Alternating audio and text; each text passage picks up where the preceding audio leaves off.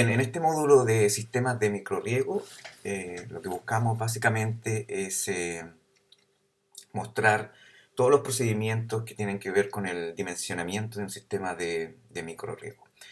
¿Y por qué hablamos de microriego? Microriego incluye tanto el riego por goteo, ¿verdad?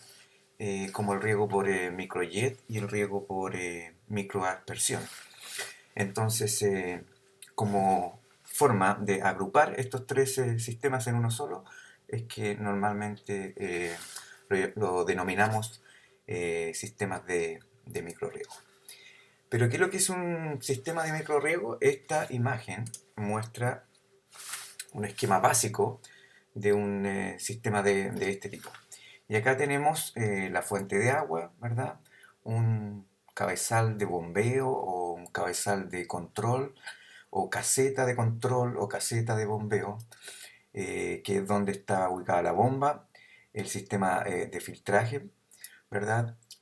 Y luego se impulsa el agua hacia una subunidad de riego. Como hemos visto anteriormente, esta tubería la llamamos tubería matriz, ¿verdad? Y la subunidad de riego es aquella área que se riega conjuntamente.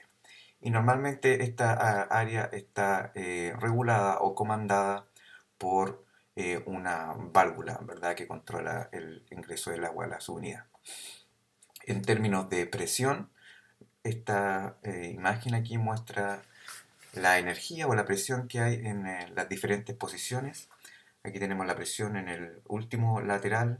Esto representa o intenta representar las pérdidas de carga en el lateral, las pérdidas de carga en el secundario, las pérdidas de carga en válvulas y fitting, la pérdida de carga en el sistema de conducción, la pérdida de carga en los filtros y aquí tenemos la altura de succión. En general, ¿verdad? El lugar donde hay mayor presión es al lado de la bomba y donde hay menor presión es al final del último lateral del sistema. Si vemos un esquema básico y muy elemental de un sistema de microriego, lo que tenemos es un cabezal de bombeo, como se puede mostrar aquí en esta pequeña caseta, una bomba, ¿verdad?, que impulsa agua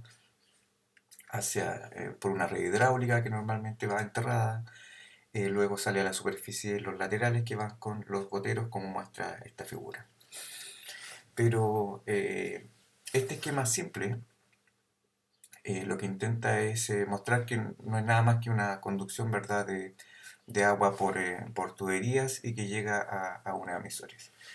La, pero para lograr esto, ¿verdad?, necesitamos que el agua esté muy limpia y libre de impurezas para que no se obturen los emisores.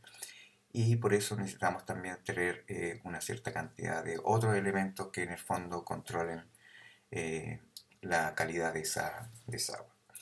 ¿Qué ventajas tienen los sistemas de microriego? Bueno, por todos es conocido que probablemente la mayor ventaja que tiene este sistema es la eficiencia de aplicación.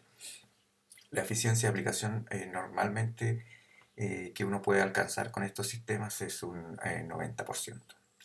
Otra ventaja bien importante es que el sistema se puede adecuar a cualquier topografía, no así otros sistemas como eh, algunos sistemas de aspersión, como el pivote, por ejemplo, que está limitado a ciertas pendientes, no así como el riego superficial, por ejemplo, que también está limitado a zonas que tengan pendientes moderadas. Suelo, también este sistema es capaz de regar cualquier textura de suelo, no así, por ejemplo, el riego superficial, que probablemente no funcione en suelos que son muy arenosos. Otra ventaja es el manejo, es decir, permite otras labores, permite podar, permite cosechar, permite aplicar otras o trabajar en el huerto, ¿verdad? Permite otras cosas como fertirrigar, al tener un sistema que aplica el agua directamente al sistema radicular, ¿verdad? La fertilización es una de las grandes ventajas. Y normalmente se obtienen mayores niveles de producción y calidad con los sistemas de microrriego. Las desventajas, bueno, obviamente la inversión inicial, el costo, un sistema no es barato, requiere de mano de obra calificada para su operación, requiere capacitación el operario que opere un sistema de riego, una capacitación tanto en la operación del sistema como en la operación de cada una de sus componentes, de la bomba, operación en el filtro, capacitación en tiempos de riego, capacitación en mantenciones, capacitación en limpiezas. Otra de las desventajas es que tiene un bajo porcentaje de suelo húmedo. ¿Qué quiere decir esto? Quiere decir que no se humedece toda la superficie del suelo, sino que un porcentaje de esta superficie. Y normalmente este porcentaje de suelo húmedo va entre un 33 y un 60%. En agua que tenga sal, también es probable que un riego por goteo fomente los problemas de toxicidad por salinización. Y las desventajas obviamente es que requiere agua limpia o muy limpia para evitar el taponamiento de los emisores. El problema de la sal se puede ver en esta imagen, ¿verdad? Entonces cuando uno tiene un riego con agua salada o con sal, lo que ocurre es que la sal queda aquí alojada alrededor del bulbo húmedo y cada vez que yo riego estoy acumulando más sal y normalmente uno ve estos problemas de sal cuando aparecen estas manchas blancas, ¿verdad? Alrededor del bulbo húmedo. Componentes. Tenemos el cabezal de control, ¿verdad? Que el cabezal de control básicamente es una caseta donde están ubicados los equipos de bombeo y el filtro de arena, filtro de malla. Podemos tener un estanque, podemos tener un canal, podemos tener un tranque donde estamos succionando el agua y tenemos aquí la fuente de energía. Normalmente la fuente de energía es eléctrica en los sistemas de microrriego y para potencias superiores a 3 HP ya es necesario tener energía trifásica y la energía trifásica obviamente el sistema debe considerar un transformador, ¿verdad? Que sea el elemento que provea de esa energía para nuestro sistema de riego. En sistemas más pequeños, estamos hablando de potencias de menos de 3 HP, no es necesario no es estrictamente necesario tener energía trifásica, sin embargo, también es posible. 3 HP en riego en general podemos decir que gastamos como 1 HP por hectárea de riego con sistemas de microriego. Es decir, con energía monofásica, probablemente 2,5 HP sea como nuestro límite máximo en potencia para poder hacer funcionar un sistema de riego por goteo, por ejemplo. Es decir, podríamos regar solamente 2,5 hectáreas con energía monofásica, que es probablemente la energía que tengan los productores de la beneficiarios, ¿verdad? De INDAP y de la región de la Araucanía. La caseta, el cabezal normalmente puede ser construido de cualquier material, ¿verdad? De hormigón, metálico, qué sé yo. La única probablemente recomendación es que tenga un buen sistema de ventilación, ya que la bomba se refrigera, ¿verdad? Por aire, entonces requiere tener un flujo de aire fresco. Y también si se guardan fertilizantes en esta caseta, los fertilizantes los vapores que emiten los fertilizantes son vapores que son bien corrosivos y normalmente oxidan los elementos metálicos que están en el sistema. Entonces tener una buena ventilación evita esos problemas de corrosión. Aquí tenemos una caseta que es metálica, aquí hay un sistema mucho más grande donde existen dos bombas, ¿verdad? Conectadas en paralelo a un sistema de filtraje y aquí se va hacia el sistema de riego. Esta es una caseta un poco menor, esta bomba según recuerdo es del orden de 4 o 5 HP para un riego por arándanos. Aquí está solamente el bombeo, ya que los filtros están ubicados en otra posición del sistema. Aquí podemos ver parte interior de una caseta donde se ven los filtros. Podemos ver que en la caseta normalmente está la bomba o el sistema de impulsión, ¿verdad? Que normalmente luce así. Son normalmente bombas que se componen de un motor eléctrico, ¿verdad? Y del equipo de bombeo. Aquí tenemos el detalle del impulsor, ¿verdad? Esta es una bomba KSB, marca típica en sistemas de riego por goteo. Este es el motor, ¿verdad? Eléctrico trifásico. La instalación normalmente es hecha en tuberías metálicas, en sistemas de microriego, otra forma de la succión, otros elementos en la impulsión. Las bombas, ¿verdad? Lo que haremos aquí será utilizar sus curvas características para poder seleccionar el equipo de bombeo, tal cual como lo hicimos en el sistema de aspersión. Hay diferentes elementos. Aquí tenemos una válvula de retención, tenemos reducciones, ¿verdad? Que van haciendo el acople de los diferentes diámetros en las diferentes tuberías que tiene el sistema. En sistemas que son de bombeo eléctrico, obviamente requerimos de tableros eléctricos que en el fondo energicen y permitan la operación automática de un sistema de microriego.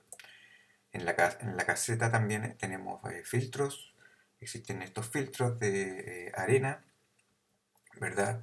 Que básicamente dentro de estos filtros hay una cama de arena, el agua pasa por la parte superior, por esta cama de arena y pasa filtrada hacia el inferior. Tenemos, hablaremos en un video en particular solamente de criterios para la selección de filtros y ahí entraremos en más detalle acerca de esto. Pero básicamente estos filtros, ¿verdad?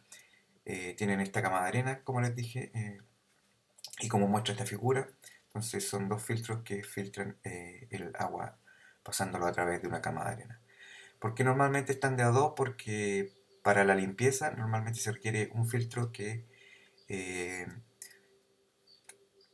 que produzca el proceso de filtrado, mientras que el otro, a través de un proceso que se conoce como retrolavado, se invierte el sentido del flujo del agua para limpiarle esa cama de arena. Aquí tenemos otra imagen ahora de los mismos dos filtros con arena, y aquí se ve un poco más el detalle de la automatización que se utiliza para poder hacer este sistema automático de retrolavado. También vemos manómetros. Normalmente ubicamos manómetros al lado de la bomba, antes y después de todos los filtros y cercano a las unidades de riego. Otra foto mostrando más o menos lo mismo. Esta es la válvula de 3 vías que permite la automatización. Un detalle de la válvula de 3 vías. Un programador que permite el control automático del sistema de retrolavado. El sistema de retrolavado está controlado por diferenciales de presión, por eso aparece la fotografía aquí de un manómetro. Otra imagen de los sistemas de filtrado con arena. También tenemos filtros de malla y filtros de anilla. Los filtros de malla son, ¿verdad?, filtros como este que en su interior llevan estos cartuchos de malla. Los filtros de anilla lucen normalmente muy similar a los filtros de malla, pero el cartucho es distinto, lo componen anillas. Normalmente los filtros de malla pueden filtrar de adentro hacia afuera o de afuera hacia adentro. Normalmente los filtros de anilla, la operación es de afuera hacia adentro. Aquí tenemos un detalle de un filtro de anillas, ¿verdad?, con manómetros para ver a la entrada del filtro y a la salida del filtro, para conocer el tiempo que se necesita para limpiarlo o cuándo limpiar. Aquí tenemos otros filtros de malla en este caso. Este elemento que está aquí no es nada más que un eje, ¿verdad?, que limpia una malla que está en la parte interior del filtro. Entonces este filtro entra el agua por el interior de ese cartucho y filtra hacia afuera, ¿verdad?, y el agua limpia sale por este lado. Esta válvula y este sistema que está aquí no hace nada más que el proceso de limpieza de forma automática. En los filtros de anilla podemos tener un filtro de mayor caudal, aumentando el número de cartuchos o el número de elementos que hacen el filtraje de anilla, ¿verdad?, para filtrar un mayor caudal. Ahí tenemos un detalle de las anillas. Otra fotografía de un filtro de anillas que tiene 1, 2, 3, 4, 5 por 2, son 10 cartuchos que hacen el filtraje del agua. Y ahí está el detalle de un cartucho con una cubierta transparente para poder ver, digamos, la operación. Ahí está el detalle de las anillas. Las anillas, aquí se ve un poco los surcos por donde pasa el agua eh, y por donde se produce el filtraje. Están los equipos de fertirriego. También tenemos una unidad en la cual vamos a hablar específicamente de fertirrigación y de los equipos que podemos utilizar para el fertirriego. Aquí tenemos, perdón, la foto anterior era un inyector Venturi, probablemente que es uno de los equipos de fertirriego más comunes y más baratos. Probablemente los agricultores de INDAP o proyectos para pequeños agricultores de INDAP normalmente llevan estos inyectores. Aquí tenemos también un Venturi también de inyección, pero aquí está apoyado por una bomba. Tenemos, cuando los sistemas ya son más grandes, se requieren de sistemas de fertilización un poco más sofisticados y este tablero lo que hace es hacer un control, ¿verdad?, preciso de la cantidad de fertilizante que se está aplicando con el agua de riego. Esta es una bomba inyectora, una bomba fertilizadora típica, que normalmente esta bomba que está denotada aquí en este círculo está conectada a un estanque con la solución de fertilizante y se inyecta directamente a la matriz. Aquí tenemos el funcionamiento de un Venturi. Pueden haber elementos como el hidrociclón. Este hidrociclón lo que hace es separar las arenas. Básicamente entra el agua, ¿verdad? Y gira por la fuerza centrífuga y el peso, ¿verdad? La arena choca en las paredes y termina depositándose en la parte inferior de este hidrociclón, mientras que el agua sin arena ahora sigue hacia el sistema de riego. Este hidrociclón normalmente se ocupa en pozos profundos que están entregando arena o en el fondo el agua viene con arena. Existen programadores, ¿verdad?, que permiten la automatización de los sistemas de riego. También tenemos una unidad de automatización en donde vemos la operación de los programadores, cómo el programador se conecta a un tablero eléctrico para hacer funcionar un sistema de microriego, el funcionamiento de las válvulas eléctricas o las válvulas solenoides que vemos en el campo. Estas son las válvulas que controlan cada una de las unidades. Aquí el detalle otra vez de otra válvula solenoide, que es esta, ¿verdad? Y esta es una válvula de aire. Otro detalle de las válvulas solenoides, ¿verdad? Aquí se ve la solenoide, aquí está la solenoide abierta con el detalle de la válvula. Otros fittings como válvulas de compuerta. Y aquí finalmente muestra esta imagen que para un sistema de microriego tenemos diferentes sectores. Entonces este probablemente es el sector 1, este es el sector 2, ¿verdad? Sector 3, sector 4 y así sucesivamente. Y este es el sector que se riega conjuntamente, ¿verdad? Y el sector que está comandado por una de estas válvulas, de válvulas solenoides. Entonces normalmente un sistema de riego por goteo está compuesto por subunidades, normalmente 6 subunidades, 5 subunidades son las que resultan cuando hacemos el cálculo de un sistema de microriego. La subunidad, ¿verdad?, está compuesta por tuberías secundarias y laterales. Los laterales están aquí dibujados en líneas de colores. En este caso aquí están en líneas negras. Cada uno de esos puntos representa un emisor, un gotero, ¿verdad? Y esta malla arriba de color azul lo que representa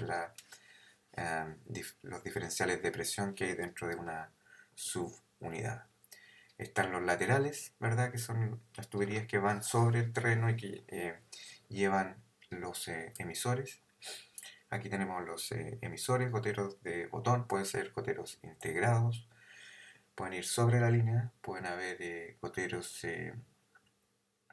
antidrenantes.